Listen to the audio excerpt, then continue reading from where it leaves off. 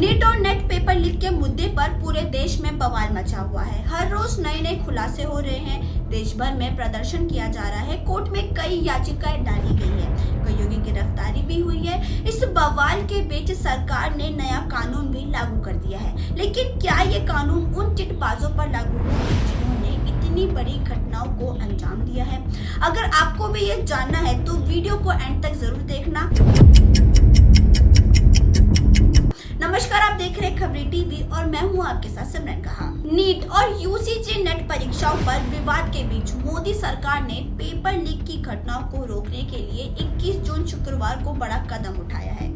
दरअसल सरकार ने देश में एंटी पेपर लीक कानून लागू कर दिया। आधी रात को इसका नोटिफिकेशन जारी किया गया और कहा गया कि इसे 21 जून से तत्काल प्रभाव के लागू किया जाता है।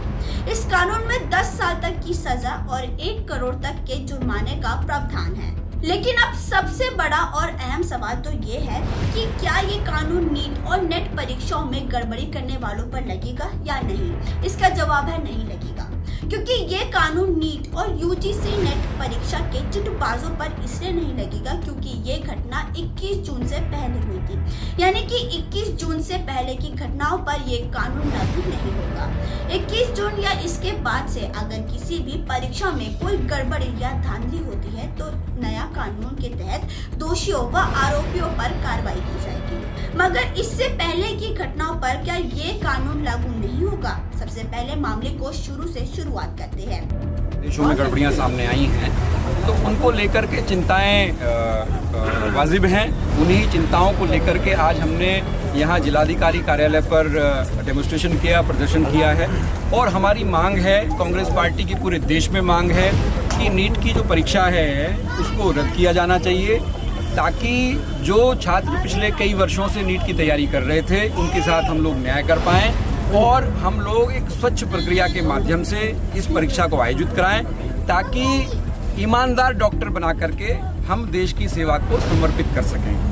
नीट यूजी की परीक्षा 5 मई को हुई थी। इसमें करीब 24 से 25 लाख स्टूडेंट शामिल हुए थे। 4 जून को इसका रिजल्ट आया था। इसी दिन लोकसभा चुनाव के नतीजे भी घोषित हुए थे। ऐसा कहा जाता है कि 10 दिन बाद यानी कि 14 जून को इसका रिजल्ट आना था, लेकिन 4 जून को ही इसके नतीजे घोषित कर दिए गए। रिजल्ट जारी होने के बाद से ही इस पर सवाल उठने लगे थे कि एक साथ 67 टॉप कैसे कर गए, इन्हें 720 में से 720 नंबर कैसे मिल गए। ऐसा पहली बार हुआ कि इतनी बड़ी संख्या में छात्रों ने पूरे 100% नंबर प्राप्त किए हो। इसके बाद ये मामला और गर्मा गया और फिर इस पर बवाल शुरू हो गया। इसके बाद पता चला कि 1563 स्टूडेंट को ग्रेस मार्क्स दिए गए थे। फिर परीक्षा का पेपर लीक होने का भी खुलासा हुआ।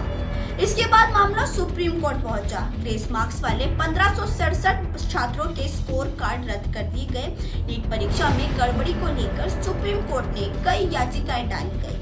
इन सभी याचिकाओं पर 8 जुलाई को सुनवाई होगी। नीट परीक्षा में धांधली की खबर तूल पकड़ी ही थी कि इस बीच यूजीसी नेट की परीक्षा रद्द कर दी गई। ये परीक्षा 18 जून को हुई थी। 19 जून को इसे रद्द कर दी गई। 9 लाख से अधिक स्टूडेंट्स इसमें शामिल हुए थे। सरकार ने बताया कि गड़बड़ी की आशंका को देखते हुए इसे रद्द कर दिया गया, क्योंकि टेलीग्राम पर क्वेश्चन पेपर आ गए थे। पेपर लीक मामले में अब तक कई लोगों को गिरफ्तार किया गया है। बिहार और गुजरात से कुछ लोगों को अरेस्ट किया गया है। कई मुख्य आरोपी बताए जा रहे हैं। आरोपियों ने हर स्टूडेंट से 30 से 32 लाख रुपए लिए थे। बिहार में आर्थिक अपराध इकाई यानी कि EOU ने सॉल्वर गैंग से जुड़े कई लोगों को अरेस्ट किया।